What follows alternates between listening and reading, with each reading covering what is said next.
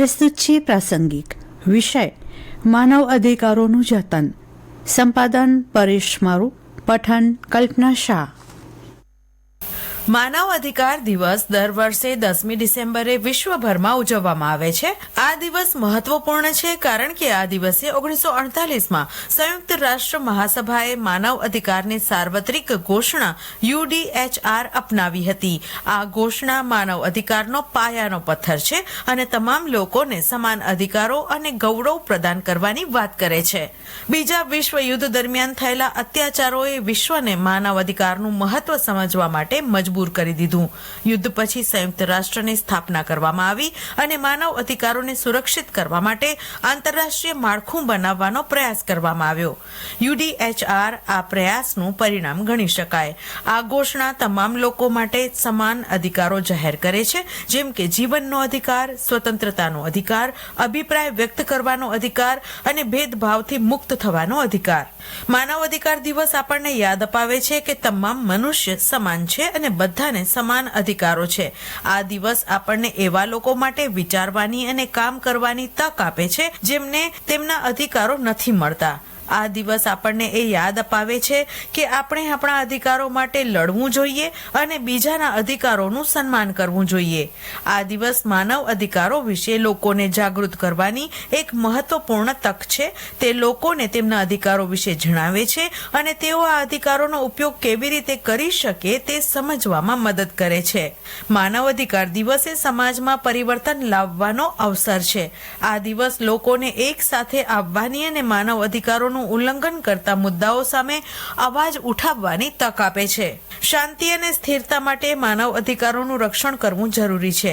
ભારતમાં રાષ્ટ્રીય માનવ અધિકાર આયોગ NHRC ની રચના 12મી ઓક્ટોબર 1993ના રોજ માનવ અધિકાર સંરક્ષણ વટહુકમ 1993 હેઠળ કરવામાં આવી હતી, જેણે 28 સપ્ટેમ્બર 1993 થી અમલમાં આવેલા કાયદાને વૈધાનિક આધાર પૂરો પાડ્યો હતો અને રાષ્ટ્રીય અને રાજ્ય સ્તરે માનવ અધિકારોના રક્ષણ માટે માળખું પૂરું પાડ્યું. દુનિયાના આશરે 120 થી વધુ દેશોએ માનવ અધિકાર દિવસને અનુમતિ આપી છે.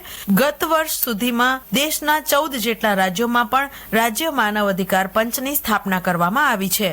દેશમાં માનવ અધિકાર દિવસ ખૂબ જ ઉત્સાહ સાથે ઉજવવામાં આવે છે. ભારત સરકાર અને વિવિધ NGO આ દિવસે અનેક કાર્યક્રમોનું આયોજન કરે છે. આ કાર્યક્રમોમાં સેમિનાર, વર્કશોપ, પ્રદર્શન વગેરેનો સમાવેશ થાય છે.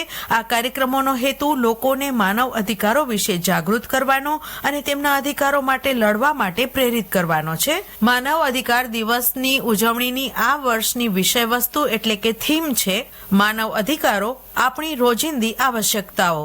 અશાંતિ અને અણધાર્યતાના આ સમયગાળામાં જ્યાં ઘણા લોકો અસુરક્ષા, અસંતોષ અને અલગતાની ભાવના અનુભવી રહ્યા છે, તમામ માનવ અધિકારો અવિભાજ્ય છે. આર્થિક, સામાજિક, નાગરિક, સાંસ્કૃતિક કે રાજકીય જ્યારે કોઈ એક અધિકારનું પણ નુકસાન થાય ત્યારે તમામ અધિકારોને ક્ષતિ પહોંચે છે.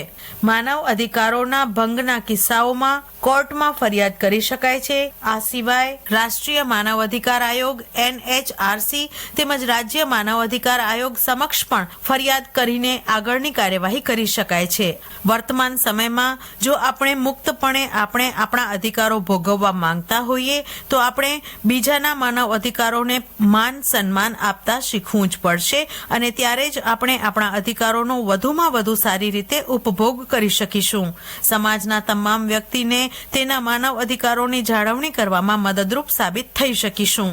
આ મહત્વપૂર્ણ દિવસે ચાલો બધા લોકો માટે તમામ માનવ અધિકારોનું રક્ષણ કરીએ, બચાવ કરીએ અને તેનું સમર્થન કરીએ. કોઈ પણ વસ્તુ ખરીદતી વખતે આપણે કેટલી કાળજી રાખીએ છીએ, પરંતુ જ્યારે આપણા અમૂલ્ય શરીર માટે ખોરાકની વાત આવે છે ત્યારે શું એટલી જ કાળજી રાખીએ છીએ? ના. તો પ્રાકૃતિક કૃષિ પદ્ધતિથી તૈયાર થયેલ શુદ્ધ, સાત્વિક, પોષક તત્વોથી ભરપૂર ખોરાક પસંદ કરીએ. ચાલો પ્રાકૃતિક કૃષિ પેદાશોને ખોરાકમાં અપનાવીએ અને આપણા પરિવાર તથા રાષ્ટ્રને સ્વસ્થ અને સમૃદ્ધ બનાવીએ. ગુજરાત પ્રાકૃતિક કૃષિ વિકાસ બોર્ડ, કૃષિ, ખેડૂત કલ્યાણ અને સહકાર વિભાગ, ગુજરાત સરકાર દ્વારા જનહિતમાં જારી. પ્રાસંગિકમાં આજનો વિષય હતો માનવ અધિકારોનું જતન. સંપાદન પરેશ મારુ, પઠન કલ્પના શાહ. પ્રસારણ આકાશવાણીના ભુજ કેન્દ્ર પરથી કરવામાં આવ્યું.